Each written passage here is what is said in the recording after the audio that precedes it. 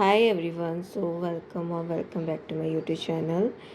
अगर आप मुझे स्टार्टिंग से देख रहे होगे ना, तो आपको ये चीज़ पता होगी कि 2 नवंबर मेरा लास्ट डे है वर्किंग का, मेरे कॉन्ट्रैक्ट का। एंड मुझे एक्सटेंशन नहीं मिला। बस कुछ ही दिन बाकी है। एंड उसके बाद बस अमेज़ॉन वाले व्लॉग बंद हो जाएंगे। एंड उसके बाद शायद मेरी स्टडी व्लॉग्स ही आएंगे, क्योंकि स्टडी में ही हमें फोकस करना है जस्ट अभी। उसके बाद आज है 29 अक्टूबर। मैं रात को 12 बजे सोई थी, तो मॉर्निंग में बहुत ज़्यादा लेट उठी थी। फिर बस कुछ कुछ पढ़ाई करी थी। एंड उसके बाद 10 बजे लॉगिन। लास्ट 3 मंथ से मेरा सेम ही रूटीन है, 10 बजे लॉगिन करना, 7 बजे लॉग आउट करना। कुछ भी शेड्यूल चेंज नहीं हुए मेरे। नहीं मेरी कोई शिफ्ट चेंज हुई है, बल्कि मुझे ये शिफ्ट बहुत अच्छी लगती थी। एंड हर चीज़ मैनेज भी हो जाती थी, पढ़ाई हो, यूट्यूब हो, ये हो या फिर कुछ और काम हो, सब हो जाता था मैनेज। बस कुछ दिन और है शेड्यूल में, दैन फिर तो बस नॉर्मल लाइफ स्टार्ट हो जाएगी अपनी। आज 29 अक्टूबर को ही हमारी सेल एंड हो गई थी, जितना मुझे पता है। लेकिन ऐसा नहीं है कि फ़्लो नहीं है कॉल्स का फ़्लो तो अभी भी है। लाइक लॉगिन किया, 1 सेकंड में ही आ गई कॉल। उसके बाद एक के बाद एक कॉल, बीच में बिल्कुल भी अवेल नहीं मिल रही थी। सेकंड, अब बस कुछ दिन ही बाकी है ना, तो मन भी नहीं कर रहा है काम करने का। मन कर रहा है बस छुट्टी पे रहो। इवन आज 30 सितंबर है एंड आज मैं लीव पर हूँ।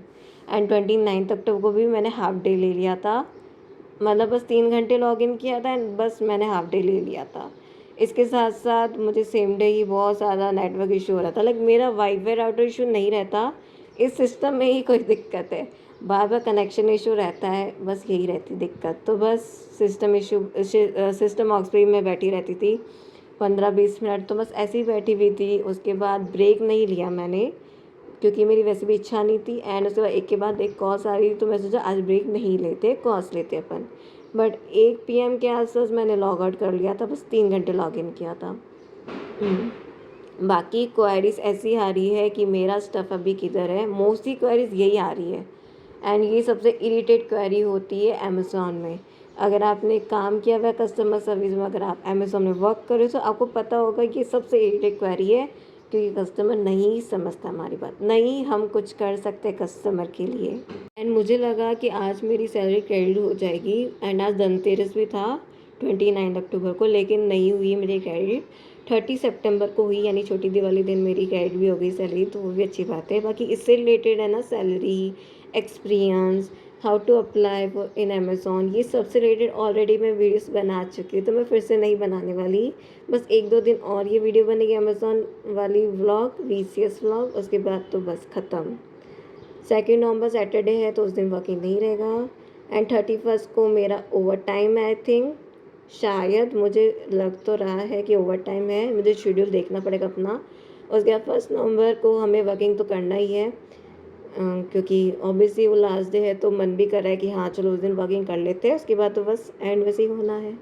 बाकी आज जो क्वेरी एक आया था कस्टमर, जो कि थोड़ा लाइक अजीब था कस्टमर, मुझे ऐसा कभी कमेंट नहीं मिला कस्टमर से, तो मैं सोचा आप लोगों को शेयर करती हूँ।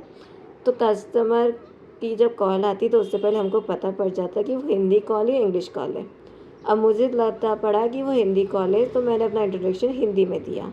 बट कस्टमर था कि जो कंफर्टेबल लैंग्वेज थी वो इंग्लिश थी। तो कस्टमर ने मुझे कमेंट किया कि मैंने तो इंग्लिश बोली थी, आप हिंदी में कैसे बात करते। तो मैंने बोला कि सर मुझे लगा कि हिंदी में, तो मैंने हिंदी में इंट्रोडक्शन दिया, बट मैं कंफर्टेबल इंग्लिश में, आप बताइए आपका क्या इशू है, मैं आपकी क्या सहायता कर सकती हूँ।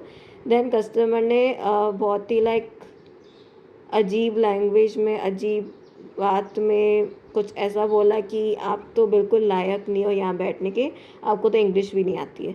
ऐसे कमेंट करके कस्टमर मेरी कॉल डिस्कनेक्ट कर दी। देन मैंने फिर से कॉल बैक करी, but again he disconnect my call. तो बुरा लगा।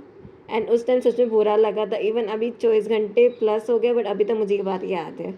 आई डोंट नो कि क्यों मेरे दिमाग में ये बात चल रही है, बट कोई ना, होते ऐसे कस्टमर्स भी, उन्होंने पे जो किया है प्रोडक्ट के लिए। इवन ऐसे कस्टमर्स भी होते हैं जो अपने 100 रुपये के प्रोडक्ट के लिए हमारे ऊपर बहुत कुछ सुना के जाते हैं, बट हमारा काम है सुनना, कस्टमर की बात को समझना। एंड यही था। बाकी चलो मिलते हैं नेक्स्ट वीडियो में, तब तक की बाय बाय।